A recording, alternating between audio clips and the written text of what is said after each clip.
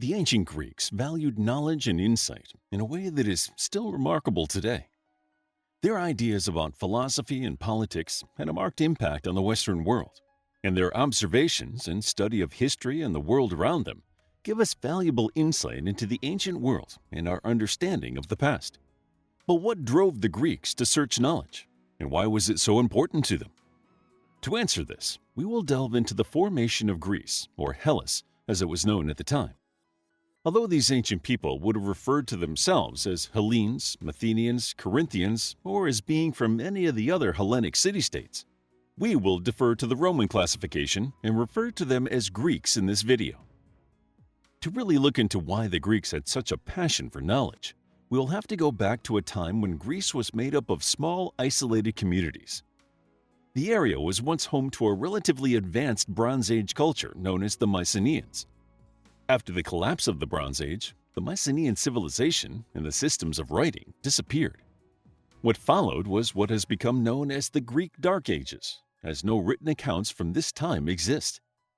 Whereas the older Mycenaean and Minoan cultures had built large elaborate palaces and urban centers, regulated trade networks, and kept written accounts of their culture, it seemed that when the civilizations collapsed, the literate elite vanished, along with knowledge of building and craftwork. A culture of farming and oral traditions replaced the previous bureaucratic system. And while commerce undoubtedly continued, it was not at their earlier levels, nor was it recorded. The so-called Greek Dark Ages officially lasted from 1200 to 800 BCE. However, as early as the 10th century BCE, the Greeks had started to revive their economy, and by the 9th century, there is evidence they had re-established trade routes to the eastern Mediterranean. The Greek Dark Ages were replaced by the Archaic period, in which the Greeks began to develop their thirst for knowledge. As the population began to grow, art and architecture developed. The Greeks also began to develop a new writing system that was likely based on the Phoenician alphabet. The Greeks probably came across the Phoenician alphabet through trade, and it seems likely that seeing how useful the process of writing and recording things was, the Greeks wanted to utilize a similar system themselves. Looking at the art and literature that appeared during the Archaic period, it does seem like the Greeks were emerging from the dark and into the light. They began trying to look into their past, and they became obsessed with their own history. It was during this time that poets started recording epic poems about their past. Two of the most famous from this era were Homer and Hesiod. It is believed these two bards were alive at roughly the same time, although Homer was probably a predecessor to Hesiod. It is unknown as to whether they were recording oral history or if their poems were largely based on their own research or imagination. Still, as at least two poets were trying to piece together Grecian history, it suggests that there were many more who were doing the same thing, or at least were interested in the subject. The works of Homer and Hesiod were widely studied in the Greek classical period, and Homer's epic poems would go on to serve as the basis for Greek and later Roman education and culture. Homer wrote the Odyssey and the Iliad, which contain stories of heroic events, including the Trojan War. While it is unclear whether the Greeks viewed these poems as historical fact or fiction, we know they must have believed them to a certain extent, as Alexander the Great visited the site of ancient Troy to pay tribute to his hero Achilles. Homer enthusiasts have long sought to prove some truth in the events he detailed, leading to archaeological evidence of Troy being found. Many believe that Homer's stories were based on oral history that had been passed down through the centuries, although there were certainly some embellishments. Hesiod recorded the creation myths of the Greeks, and his works mainly detailed the history of the gods. According to Hesiod, the Greeks lived through 5 different ages. First was the Golden Age, ruled by Kronos, in which humankind lived harmoniously with the gods.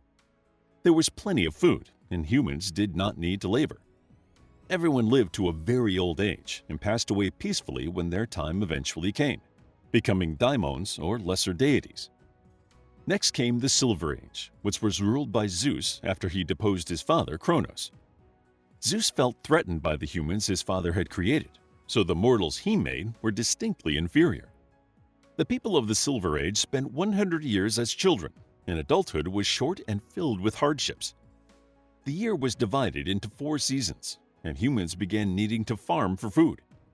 When they died, instead of becoming deities, they became blessed spirits of the underworld. The apparent injustice of their new lives caused people to turn against the gods, so Zeus destroyed them, ending the Silver Age and ushering in the Bronze Age. The people of the Bronze Age were made of ash wood, which was the same material the Greeks used for spears. As such, this wood was inherently destructive and warlike, as were the people of the Bronze Age. The Bronze Age people ate mainly meat, which they caught from hunting, and when they died, they became phantoms that lurked in Hades. Eventually, Zeus became sick of their barbarity and sent a flood to wipe them off the earth. The Heroic Age followed the Bronze Age, and this era was filled with mighty warriors and heroic deeds. This was the age that Homer wrote about and was considered the history of the modern Greeks. To Hesiod, this was as close as it got to getting back to the glory of the Golden Age.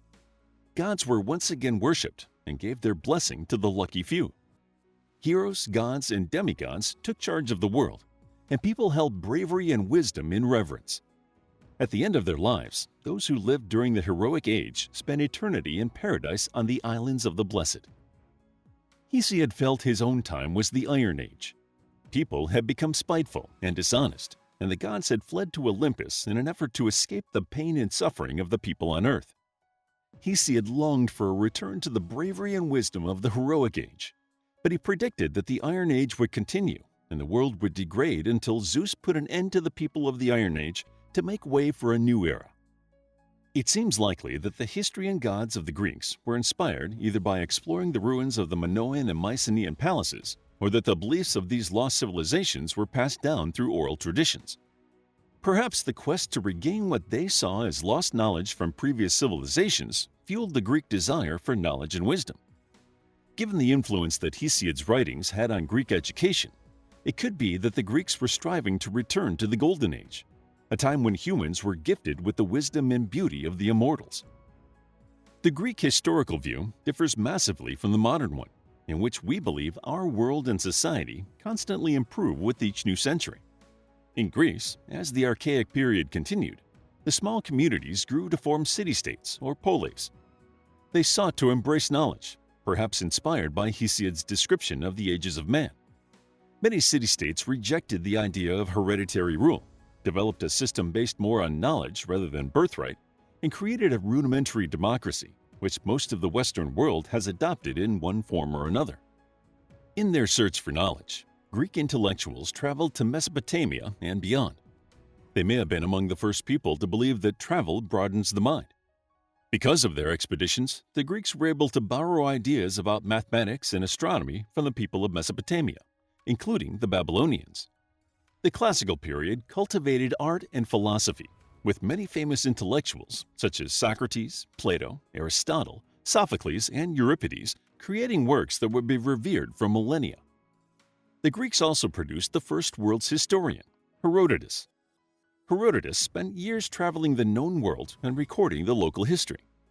He traveled to Egypt, where he inquired about how the pyramids were built, and his fascination with past civilizations demonstrates the vastness of human history, considering that he was writing in the 5th century and powerful and advanced civilizations had fallen into obscurity already. Although much of what Herodotus wrote has been contradicted by modern archaeological evidence, his works offer a fascinating snapshot of the 5th century BCE. It seems that much of the Greeks' fondness for knowledge did not come out of a desire to discover new, previously unknown information, but to rediscover knowledge they felt had been lost. As well as Hesiod's Ages of Man and Herodotus' exploration of different historical cultures, we have Plato's Tale of Atlantis. This enduring legend has never been proven or satisfactorily disproven and remains a favorite theory today. Plato claims that the story of Atlantis came from the oral history of Egyptian priests who told of a once powerful island that sank beneath the waves.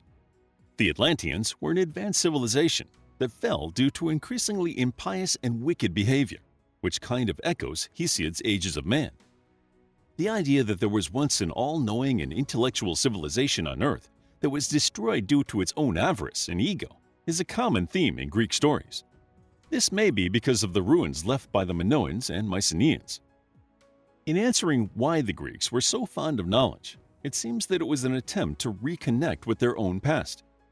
They clearly felt that the world they inhabited during what we call the Archaic and Classical periods was inferior to their glorious and largely unknown past. This disconnect compelled them to strive for knowledge and understanding of the world around them. They borrowed and built on information from other cultures and valued reason and learning to the extent that Greek scholars were often employed as educators by noble families outside of Greece. Other nations, including the Macedonians and the Romans, revered their culture, and their mark on history will forever be linked to learning and reason. How would you like to get a deeper understanding of history, impress your friends, and predict the future more accurately based on past events? If this sounds like something you might be into, then check out the brand new Captivating History Book Club by clicking the first link in the description. To learn more about ancient Greece, check out our book, Ancient Greece, a captivating guide to Greek history starting from the Greek Dark Ages to the end of antiquity. It's available as an ebook, paperback, and audiobook. If you found the video captivating, please hit the like button and subscribe for more videos like this.